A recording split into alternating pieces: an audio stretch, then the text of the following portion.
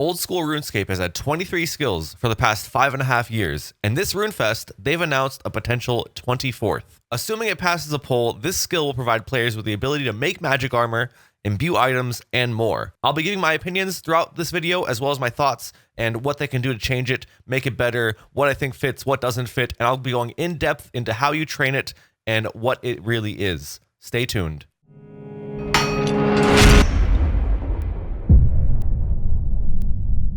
Before we give any feedback, we have to answer the question, what is warding? Think about all the magic armor in the game. Where does it come from? Shops, monster drops, NPCs, but we can't make it ourselves.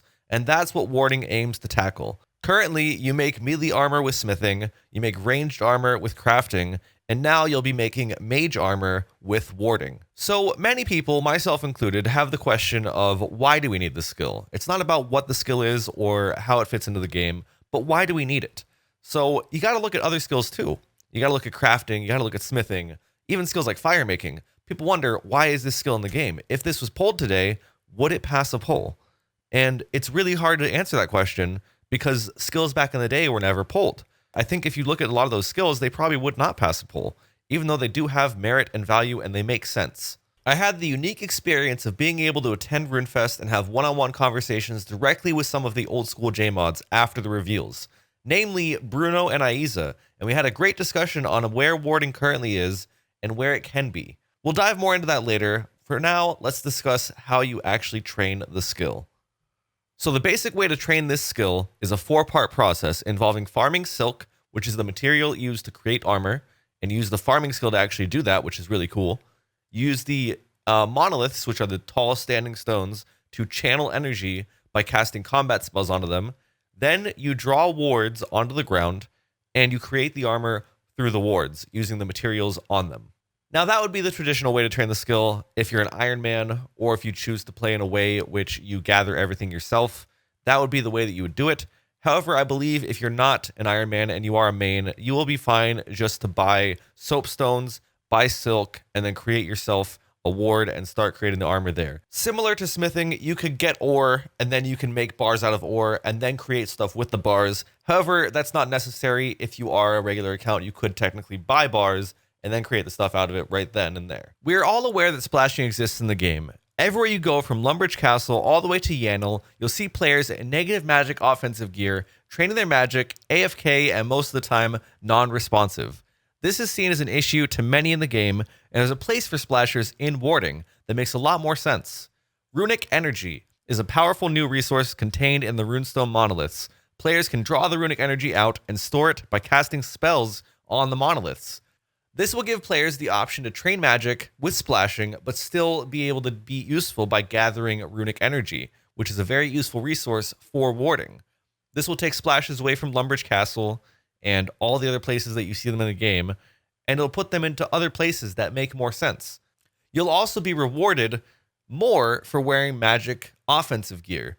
So it's better to wear that than wearing your negative 65 magic, and it'll look more natural when training.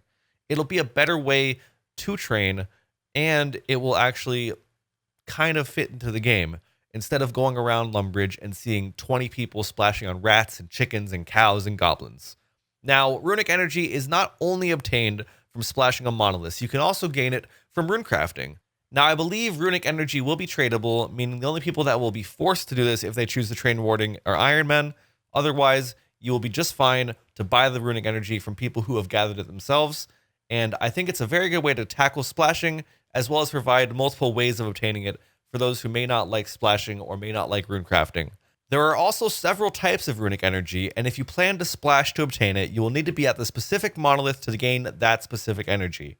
For example, you'll need to be at the Mind monolith if you want to gain Mind energy. They've made a note at the end stating that you can upgrade or downgrade your energy to different types, but this will be at a small loss. For example, you could transfer Mind energy into Death energy if you wanted. The next step in the chain is soapstones and channeling lamps. The lamps are what holds the runic energy, and based on the concept images provided, there will be at least a progression from iron lamps all the way up to rune. However, there may be more in between and before and after. I'm not sure if each lamp can hold only one type of energy or all types. However, they do state that you will need higher tier lamps for certain wards at higher levels. Soapstones are what create the wards. As stated in the devlog, soapstones are created by chiseling steatite, which is a new resource that can be mined, bought from shops, or traded from other players. They are charged with the air, water, earth, and fire elemental runes, and you will need to have the appropriate warding level to create or use the stones.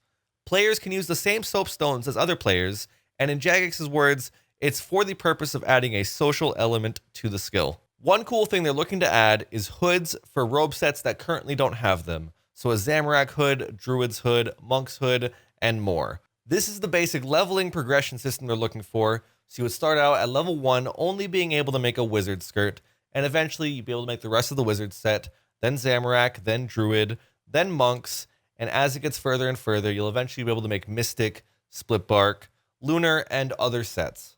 Okay, so you've got a basic idea of what warding is and how you train it in a step-by-step process. What else is there to warding? Well, currently, there really isn't much, and that's an issue that many players have with the new proposed skill. One idea is to remove the imbues from Nightmare Zone and make them a perk of warding, as well as adding some potential new rings called Channeled Rings, which we don't know too much about, and it seems that they'll provide some skilling perks, which are undecided. I hope we get more information on that soon, because I'm really curious on if that's going to be worth it, if that's going to sell it for me, if I really want that in the game myself. I think everyone can definitely agree that if this skill does come to the game, imbues from Nightmare Zone should be removed and should be added to warding. It fits and it feels right. The second perk of warding, which is very controversial, is currently called dissolving. And we don't have enough information really to get an idea if this is good or not for the game. Basically, you'll be able to dissolve items which you may not want to sell or alch back into runic energy and potentially some components of the item's makeup. The example given was an adamant plate body, but the extent of what can be dissolved is really unknown. In their example, you break down an adamant plate body and you may get back some adamant bars and you'll be getting some kind of energy as well. Can we dissolve clue items? Can we dissolve PVM items? We don't really know. Does this give us XP as well when we break it down? We don't know these things, and these are questions that need to be answered. Will this simply be just items that can be crafted, fletched, smithed, or warded? Or will we be able to break down other items? What is the purpose? Will it be profitable? And if it's not, will it be dead content? Is this meant for Iron Men? There's way too many questions. There needs to be some clarity on this before I can say if I'm a fan of the idea. It's a big part of why people are confused and may consider a no vote, and it needs to be addressed in more detail. In my head, I can't ever see breaking down a 10k item for a chance at some runic energy, which will probably be in abundance anyways, knowing the amount of splashers that currently exist in the game, who will probably farm it, and potentially a couple addy bars. It just doesn't seem worth it. There's no way I would break it down unless it was the best for XP or cost. I can definitely see some Iron Men with large loot tabs of alchables breaking their loot down to gain energy, but is that catering to Iron Men at that point? We need to know more about this dissolving. Honestly, dissolving is the fence for me. If it's good, I will probably vote yes. If they give us more detail and I'm a fan of it, I'll probably vote yes. If they remove it entirely, I feel like we need to have more added to the skill, because right now warding is it's very dry. You create armor and everything else you do for warding kind of makes sense. The way you gather materials and all that, it's very cool. You use hunter, use farming, and use magic, rune crafting, and it's a great addition to the game. But currently, you just make armor. That's seems to be all it is. Crafting and smithing, yes, you make armor, but you also make weapons. You make axes. With crafting, you make baskets. You make glass items. You make jewelry. You make battle staves. All those things are part of what makes those skills important to the game.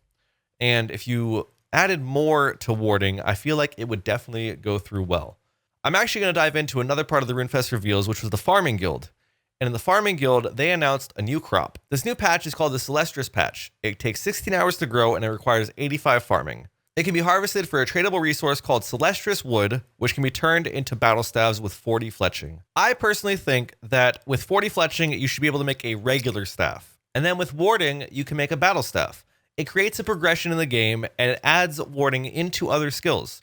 You fletch to make a staff, you ward to make a battle staff, and then you craft an orb on top of that battle staff to have a specific elemental staff type. I think you could also go a step further. After you craft the specific orb on top of your battle staff, you should be able to go back to warding and turn it into a mystic staff.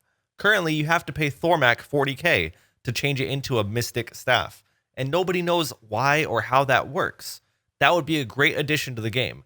I think it would fit well, and I think that being able to make your own mystic staves, obviously at some kind of cost to avoid, GP inflation, would be a really great way to tie in more than just armor making. Another issue I'm seeing people bring up is quests. Currently, there's 12 quests in the game that require a smithing level, and there's 31 quests in the game that require a crafting level. If we're able to ward some lunar armor in the future with this skill, will lunars require a warding level? I believe it should. I personally think that if that's added, they should definitely look into all the quests in the game and see how warding can kind of fit into them. Now, this may be a bigger job than they're able to handle, and maybe just going forward, they'll start adding warding into quests. But I personally think they should look back into current existing quests and add in warding in some way. There's a few more issues I'm seeing people bring up, and one of them is the new Soulbark and Bloodbark armors that will be crafted from warding. They're proposed as defensive magical armors, which means they will not be best in slot for magic accuracy or damage. However, this could be a big issue when it comes to PvP and potentially PvM. There's a video which I'll link, which is from Amenity, who recently went in depth on how powerful Black D'hide armor is against magic. Magic defense is something many people fear can change or ruin PvP, and we need more clarification on the stats of these armors to be certain that it's not overpowered for what it is. The dev blog may have been worded poorly, and maybe they meant that it'll provide high melee or range defense with some magic accuracy. However, we can't be sure. Personally, I think these armors could fit a niche where they have very low defense, but potentially very high accuracy. We don't really have that in the game for magic, and it would be pretty cool to see. And I think it'd be much better than having magic defense, as that's something that's very touchy. And I want to know what your guys' opinions are. Should these armors be best for magic defense? Should they be best for anything, really? Should they be best in slot at all? And what can we really do to kind of address that idea that they've got? Because that's kind of a selling point for a lot of people who may participate in PvP. I don't know about PvM. I know I mentioned it, but I can't actually think of a good example. But I mean, if we think back to Ganodermic, that was kind of the direction I don't want this stuff to go. Now, apart from these issues I mentioned, the main issues I'm seeing people say is, why do we need a new skill? We don't need this. People complaining, they're afraid of change. And I kind of was like that for a while. However, this game is progressing. It's not really old school anymore. One of my friends, Figgy, actually tweeted something very recently which kind of hit me. And it was that the game shouldn't be thought of as old school RuneScape anymore. I know it's called old school RuneScape, but it should be called what RuneScape should have been. Because we're going in a direction. The game progresses. The game has to, go somewhere. It can't stay still. If it goes stagnant, people stop playing, people get bored, and we need to go in a direction that is the right direction. If you guys don't think warding is the right direction, that's fair to you. You can have an opinion on that. I personally think it's a great addition to the game. It does need more stuff to it, but I think in its current state, if we get a few things addressed, I will probably vote yes to this. I need to have those questions answered based on just what I've seen people say, and hopefully we get more answers. In the current state, I'd probably vote no, but if the right questions are answered and the right updates are made and they make the skill a little more full, it's probably a yes from me. What are your guys' thoughts? Is it a yes for you? Is it a no for you? Why is it a no? Why is it a yes? Let me know in the description, or not description, comments below. If you're new around here and you enjoyed the video, please do drop a subscription. Helps out a ton. Check the description for the official video from Ronin or Amenity's video. And I hope you guys enjoyed the video. Thank you for watching. Have a good day and peace.